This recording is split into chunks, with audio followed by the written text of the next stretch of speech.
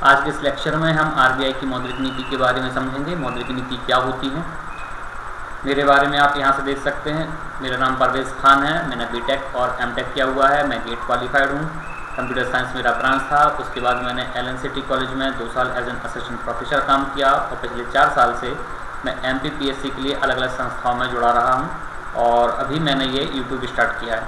ठीक, तो इस लेक्चर सीरीज़ में हम देखेंगे मौद्रिक नीतियाँ क्या होती हैं, मौद्रिक नीतियाँ कौन बनाता है, तो मौद्रिक नीति बनाने वाली वो समिति क्या है, कैसे बनती है, कितने सदस्य होते हैं, कौन कौन इसमें पार्टिसिपेट करते हैं। फिर मौद्रिक नीति के उपकरण क्या है, तो ये 2 प्रकार के मौद्रिक नीति के उपकरण होते हैं, क्वांटिटेटिव टूल्स, क्वालिटेटिव टूल्स। और फिर मौद्रिक नीति के उद्देश्य क्या होते हैं। इन्हीं टूल्स में आपने नाम सुना होगा रेपो रेट का, reverse repo rate, CRR, SLR। ठीक, ये सब टर्म्स क्या होते हैं, LAF, लिक्विड एडजस्टमेंट फैसिलिटी, ये सब क्या होता है, बैंक रेट, ये सारे हम इसमें इसके अंतर्गत समझेंगे। ये सब इसी के अंतर्गत आते हैं, मौद्रिक नीति के अंतर्गत। ठीक, तो उसको समझने से पहले हम एक बात समझेंगे कि मौद्रिक नीति है क्या और क्यों बनाई जाती है। आप सब लोग इस शब्द से बहुत भली भांति अवगत होंगे, मुद्रास्फीति, जिसको अंग्रेजी में अपन बोलते हैं इन्फ्लेशन, और आम बोलचाल की भाषा में क्या बोलते हैं, महंगाई। सखी सैयाँ तो खूब ही कमात हैं, बस महंगाई डायन खाए जाते हैं। तो ये महंगाई डायन क्या है, ठीक, कैसे होती है, क्यों होती है। अब क्यों होती है ये तो जाने दो, कैसे होती है ये समझते हैं। तो पूरी की पूरी इकोनॉमी जो है हमारी, वो 2 फैक्टर पर काम करती है। कौन कौन से 2 फैक्टर। अच्छा देखिए, पढ़ने का तरीका एक होता है, मैं ऑफलाइन क्लासेस में जहाँ मैं पढ़ाता अपने बच्चों को, मैं ये सब बोलता हूँ उनको, आप लोग को मैं बता देते हैं हम। मेरी क्लास जो होती है वो सिंप्लेक्स मोड में नहीं होती, वो हाफ डुप्लेक्स मोड में होती है। अब ये नई टर्मिनोलॉजी क्या हो गई है, तो सिंप्लेक्स का मतलब होता है ऐसा वे ऑफ कम्युनिकेशन जिसमें एक ही तरफ डाटा फ्लो हो, जैसे कि टेलीविज़न या रेडियो में, जैसे कि अभी यहाँ यूट्यूब पे भी केवल मैं ही बोलूँगा, आप सुन सकते हैं, आप बोल नहीं सकते। ठीक, इसके बाद एक होता है हाफ डुप्लेक्स मोड।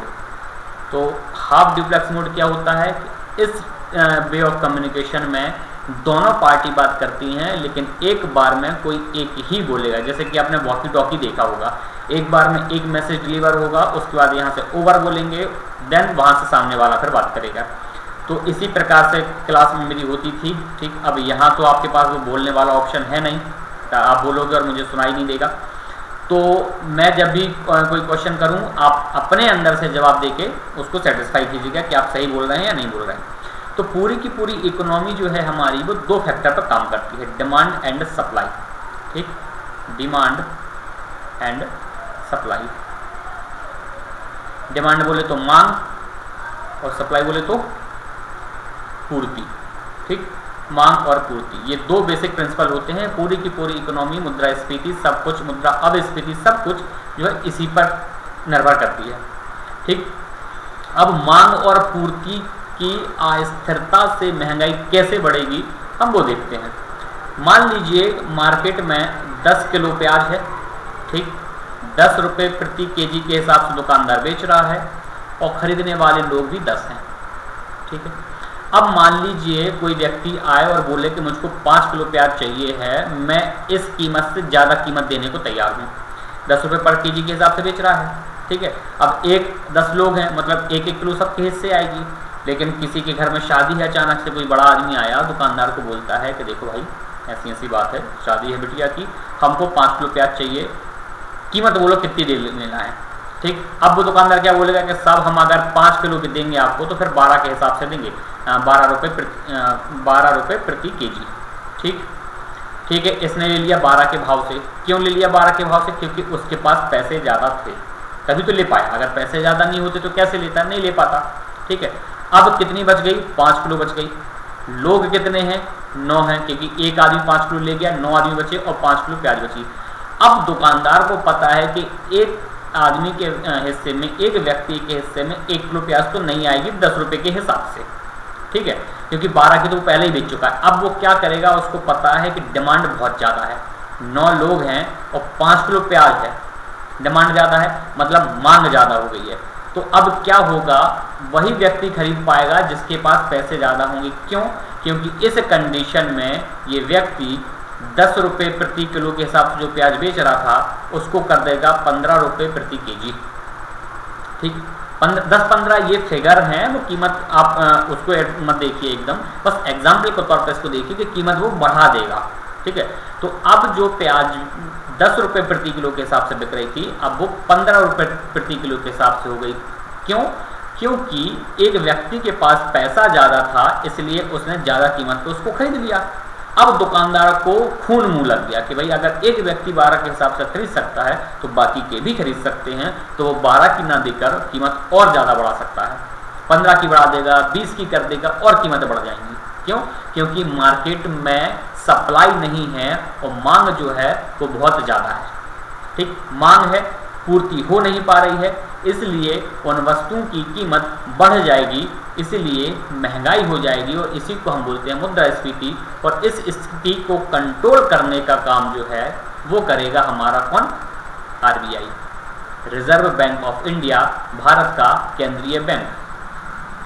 कैसे करेगा ये हम आगे देखेंगे। ठीक है, इसी के लिए वो नीतियां बनाता है जिसको हम मौद्रिक नीति बोलते हैं। अब एक कंडीशन है सप्लाई साइड पे। ठीक है, अब आरबीआई जो मुद्रास्फीति कंट्रोल करने का काम करता है वो करता है केवल और केवल डिमांड साइड पे। सप्लाई साइड पे आरबीआई का कोई रोल नहीं है। प्याज मार्केट में कम हो रही है कि ज़्यादा हो रही है कि कोई कालाबाजारी कर रहा है, आरबीआई का कोई रोल नहीं है, इसमें कोई हस्तक्षेप नहीं है। आरबीआई बिल्कुल नहीं बोल सकता कि आप इतना मत खरीदो, इतना मत बेचो, यहाँ नहीं रखो, कालाबाजारी मत करो। आरबीआई का इसमें कोई जोर नहीं है। आरबीआई केवल और केवल ये देखेगा कि लोगों के पास ज़रूरत से ज़्यादा पैसा ना हो जाए, ताकि वो प्याज जो 10 की बिक रही थी वो 12 की खरीदने के लिए उत्साहित हो और फिर वो प्याज की कीमत 15 रुपये हो जाए और लोगों को 15 रुपये के हिसाब से खरीदनी पड़ जाए। तो इसलिए आरबीआई मौद्रिक नीति के माध्यम से मांग और सप्लाई के सिद्धांत पर केवल और केवल मांग पर काम करता है। ठीक, मांग बहुत ज़्यादा नहीं बढ़नी चाहिए या बहुत ज़्यादा कम नहीं होनी चाहिए। ठीक है, अब एक आसान सेक्टर में, अच्छा सप्लाई साइड पर हम यहाँ पे देख रहे थे, उसको भी देख लेते हैं लगे हाथ। सप्लाई साइड पे क्या है, ये यही वाला बात। ठीक है, जो 9 लोग और 5 किलो प्याज। अब सप्लाई साइड पे कंट्रोल कौन करेगा? वो करता है हमारा गवर्नमेंट ऑफ इंडिया, मतलब भारत सरकार। ठीक है, सरकार क्या करेगी? ये जो 9 लोग हैं और 5 किलो प्याज है, तो सरकार यहाँ पर कुछ ऐसी व्यवस्था करेगी कि यहाँ से वापस से 9 किलो प्याज हो जाए। तो उसके लिए क्या कर सकती है?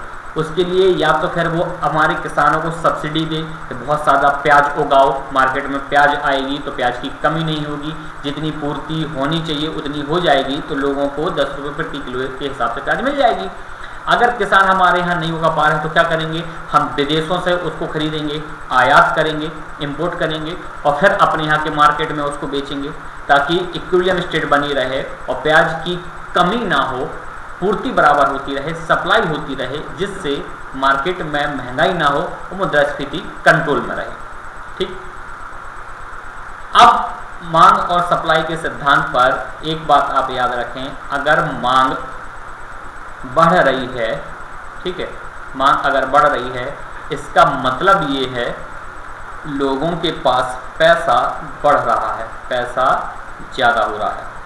ठीक, मांग कब बढ़ रही थी? अभी अपन ने देखा, ठीक, पिछली वाली स्लाइड में, कि कुछ लोग जो है, एक आदमी ने 12 रुपये प्रति किलो के हिसाब से प्याज खरीदी थी। अब जब 12 रुपये प्रति किलो के हिसाब से प्याज खरीदी, कब खरीद पाया? जब उसके पास पैसा ज़्यादा था। तो अगर मांग बढ़ रही है किसी चीज़ की, तो इसका मतलब है कि लोगों के पास पैसा ज़्यादा है। इस स्थिति में मुद्रास्फीति बढ़ेगा। ठीक है, मुद्रास्फीति बढ़ेगा। अब अगर मुद्रास्फीति बढ़ रही है, महंगाई बढ़ रही है, तो आरबीआई को क्या करना पड़ेगा? पैसा कम करना पड़ेगा। ठीक, तो इसको आप अगर नोट्स बना रहे हो तो लिख लो कहीं पे डब्बा बना के कि अगर मांग बढ़ रहा है, इसका मतलब है कि मार्केट में पैसे बढ़ रहे हैं। तो आरबीआई इसको कंट्रोल करने के लिए, मतलब क्या हो रहा है? मुद्रास्फीति हो रहा है, तो आरबीआई इसको कंट्रोल करने के लिए मार्केट से पैसा कम करेगा।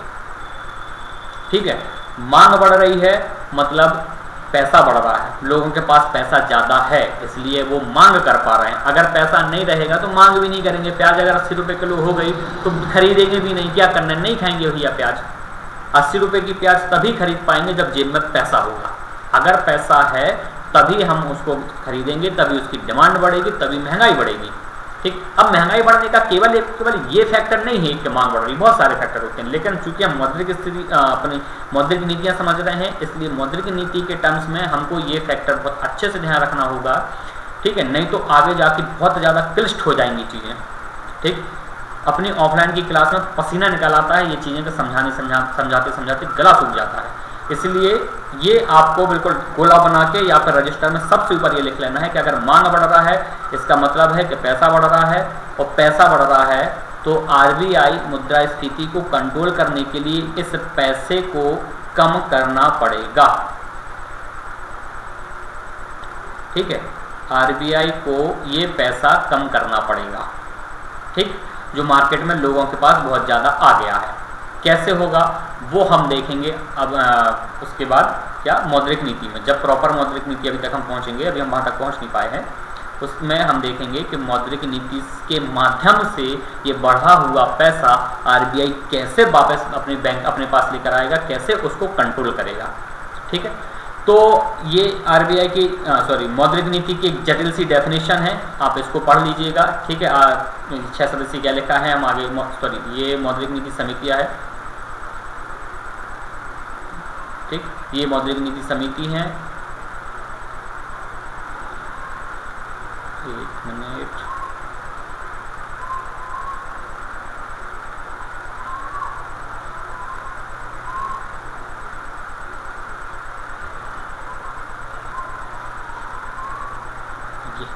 ये है मौद्रिक नीति की डेफिनेशन। ठीक है, तो ये बड़ी एक जटिल सी डेफिनेशन है, आप इसको नोट्स बनाना चाहें तो नोट बना लें। जब हम इन सब चीज़ों को समझ लेंगे, ब्याज दर, मुद्रास्फीति और ऋण की उपलब्धता से कैसे आरबीआई मौद्रिक नीति के माध्यम से मुद्रास्फीति को कंट्रोल करता है, तब आपको समझ में आएगी। नहीं तो आखिरी में मैं एक सिंपल सा डेफिनेशन आपको बताऊंगा।